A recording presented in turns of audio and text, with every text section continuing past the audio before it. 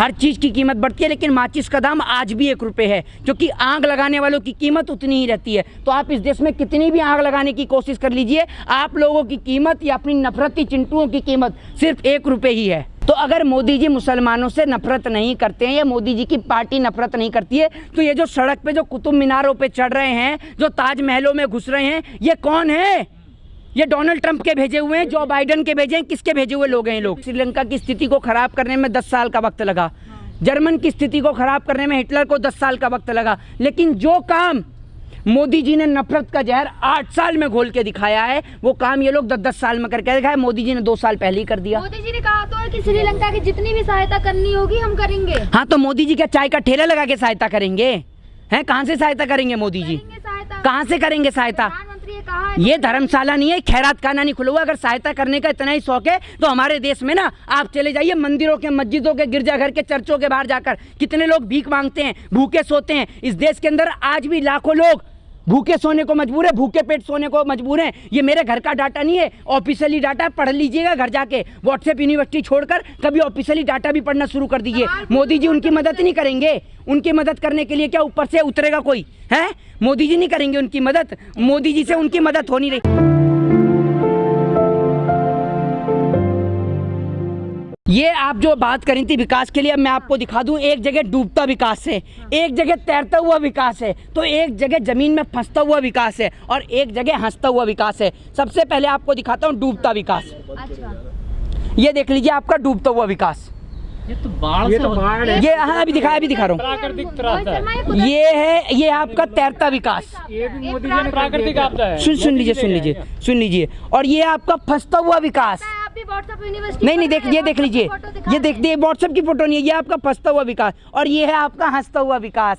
सबसे ज्यादा यही है विकास में। ये देख लीजिए अपना हंसता हुआ विकास। मिल लीजिए किससे? अरे व्हाट्सएप यूनिवर्सिटी से आप पढ़ती हैं, वरना इधर खड़े होकर बता दीजिए आकर कि पत्रकारिता में स्थान कौन सा है आपका पत्रकारों का, ये बता दीजिए। व्हाट्सएप यूनिवर्सिटी का ज्ञान आप अर्जित करती हैं, बता दीजिए। एक मिनट, भारत देश का संविधान कब लिखा गया जरा बताइए। भारत देश का संविधान कब लागू हो गया? कितने पन्नों में भारत देश का संविधान लिखा गया? आप जानेंगी हैं? आप मुझे बताएंगी कि मैं व्हाट्सएप से पढ़ता हूँ? आप जैसे लोग मुझे बताएंगे कि मैं व्हाट्सएप से पढ़ता हूँ? मैं संविधान से पढ़ता हूँ, मैं संविधान से पढ़ता हूँ, कानून का छात्र हूँ। आपकी तरह नहीं कि क्या कहते हैं व्हाट्सएप को खोल के पढ़ूं और मोदी जी क्या कहते हैं और कब कहते हैं और किसके मन की बात कहते हैं और क्या मन की बात करते हैं वो मैं सुनूं। But no hates for Muslim, ये मुस्लिमों से कभी नफरत नहीं करते थे। तो मैं आपको बता दूं कि no religion is born to hate other. जो धर्म है वो किसी से भी नफरत करना नहीं सिखाता है। श्रीलंका में आज इमरजेंसी लग गई है, तो श्रीलंका में इमरजेंसी लगी है, तो इस सवाल का जवाब मोदी जी से पूछिए ना। मोदी जी तो बिना इमरजेंसी घोषित करे देश में इमरजेंसी लगा दी। ये नहीं देख रही आप? बिहार में इमरजेंसी लगा देते हैं, धारा 144 लागू कर देते हैं, कश्मीर में धारा 144 लागू कर देते हैं, ठीक है, मध्य प्रदेश में धारा 144 लागू कर देते हैं, राजस्थान में धारा 144 लागू हो जाती है। तो भैया यहाँ तो बिना बोले अनऑफिशियल तौर पे धारा 144 लागू करके उसको बना दिया इमरजेंसी जाता है। श्रीलंका की स्थिति खराब थी तो श्रीलंका के अंदर जो बुद्धिस्ट लोग हैं वो हंसा करते थे। जब वहाँ के एक समुदाय को चोट पहुँचाया करती थी, जो कमज़ोर समुदाय है, तो वो लोग हंसा करते थे। लेकिन आज कंधे पे हाथ रखकर कह रहे हैं कि हम आपस में भाई भाई हैं। तो आपको श्रीलंका की स्थिति से सबक लेना चाहिए। मतलब वहाँ भी धर्म का जहर था? क्यों नहीं था? वहाँ तो तमिल, सिंगली, बुद्धिस्ट बहुत बड़ा धर्म का जहर था, बहुत बड़ा धर्म का जहर था। आप पढ़िए श्रीलंका के बारे में। 50,000 रुपए कमाने वाले की नौकरी खत्म करके उसको 5 किलो राशन दे रहे हो। आपको शर्म नहीं आती है ये बात बोलते हुए? आपको शर्म आनी चाहिए। अपने जमीर, अपने कलेजे, अपने जिगर से पूछ के देखिए कि क्या आपका बेटा 5 किलो राशन में खुश है? पढ़ने के बाद अगर आपके बेटे को 5 किलो राशन दिया जाए तो क्या आप अपने बेटे को, जब आपका बेटे को डिग्री मिली हो, MBA कराएं, उसको MA सोशियोलॉजी कराएं, तो उसके बाद अगर आपके बेटे को 5 किलो राशन का कट्टा दे दूं तो कैसा लगेगा आपको? मदद क्या कर रहे हैं मोदी जी? आपको पता है राशन मिला या नहीं मिला, किसको मिला है? राशन के बाद में जो वसूली करी जा रही है वो आप देख रहे हैं? देख रहे हैं आप मुझे? हैं? मोदी जी कर रहे हैं वो वसूली। हाँ, आपको तो दिखेगी नहीं वसूली। ये परम पूज्य इनके जैसे श्री 1008 थे ना, ये भी 2008 ही समझ लीजिए, ये योगी जी को मानते हैं। अच्छा। आप इस देश में जो काले रंग की पट्टी बांध रखी है ना, कानून अंधा नहीं है, पत्रकार सबसे ज्यादा अंधे हैं। मोदी जी के दौर में पत्रकार सबसे ज्यादा अंधे हैं। कैसे? आपको नजर नहीं आया कि किस तरीके से वसूली करी जा रही है उत्तर प्रदेश में? तो आप पूछ देखिए, सुन लीजिए, एक मिनट। राम मंदिर किसने बनाया? राम मंदिर सुप्रीम कोर्ट के आदेश पे बना है। ठीक है, इस देश के अंदर धारा 370 किसने हटाई? मोदी जी ने हटाई। मोदी जी ने हटाई। देखिए अभी सुनते रहिए, अभी इनके बयानों को सुनिएगा इन्हीं के मुंह से। इनको कैसे फटाफट याद रहता है हर चीज़ के अंदर। 5 किलो राशन कौन दे रहा है? सरकार दे रही है मौजूदा।